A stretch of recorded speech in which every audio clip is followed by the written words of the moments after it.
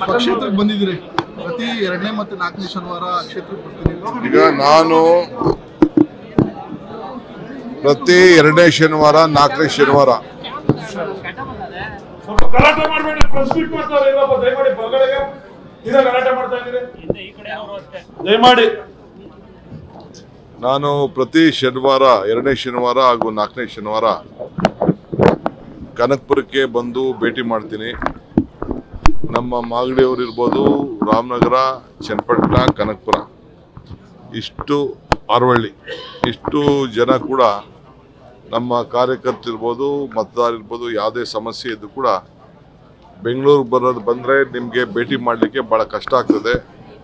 ಮೀಟಿಂಗ್ಗಳು, ವಿಧಾನಸೌಧ, ಪ್ರವಾಸ ಇವೆಲ್ಲ ಕೂಡ ಇರ್ತದೆ. ಅದಕ್ಕೆ 2 ದಿನ ಎಲ್ಲ ನಮ್ಮ ಅಧಿಕಾರಿಗಳಿಗೂ ಇರೋಕ್ಕೆ ಹೇಳ್ತೀನಿ ಇಲ್ಲೇ.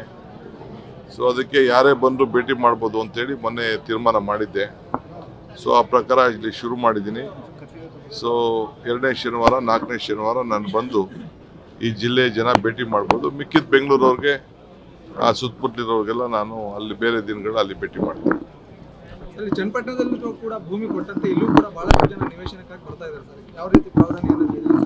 ಚನ್ನಪಟ್ಟಣ ಇಲ್ಲಿ ನಾನು ನಾಳೆ ಕೊಟ್ಟಿದ್ದೀನಿ, 100 ಎಕರೆ ಕೊಟ್ಟಿದ್ದೀನಿ. ಇಲ್ಲಿ 100 ಎಕರೆ ಅಷ್ಟು ಬಡವರಿಗೆ ಕನಕಪುರದಲ್ಲಿ ಸೈಟ್ ಹಂಚಿದ್ದೀನಿ. ರಾಮನಗರದಲ್ಲೂ ಹಂಚಲಿಕ್ಕೆ ಈಗಾಗಲೇ ಜಮೀನನ್ನು ತಯಾರು ಮಾಡ್ತಾ ಇದ್ದೀವಿ. ಚನ್ನಪಟ್ಟಣದಲ್ಲೂ ಒಂದು ಒಟ್ಟು 100 ಎಕರೆ 112 ಎಕರೆ ಅಷ್ಟು ಈಗಾಗಲೇ ಗುರುಸಿದ್ದೀವಿ. ಎಲ್ಲ ಮಟ್ಟ ಎಲ್ಲ ನಡೀತಾ ಇದೆ.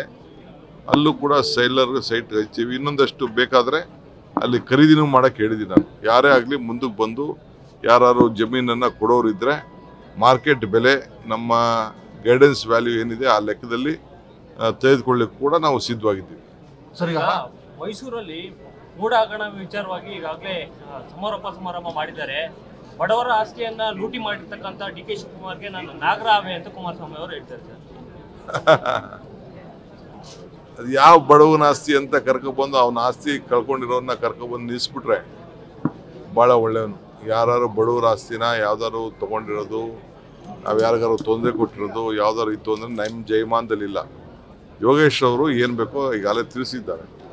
ಯೋಗೇಶೇ ಅದಕ್ಕೆ ಉತ್ತರ ಕೊಡ್ತಾರೆ. ಕುಮಾರಣ್ಣವ್ರ ಮೇಲೆ ಕಣ್ಣು ಹಾಕಿದ್ರೆ ಸರ್ವನಾಶ ಆಗೋದು ಗ್ಯಾರಂಟಿ ಅಂತ ನಮ್ಮ ಮೇಲೆ ಕಣ್ಣು ಹಾಕಿದ್ರು ಅದೇ ಪ್ರಾಬ್ಲಮ್ ಅಲ್ವಾ?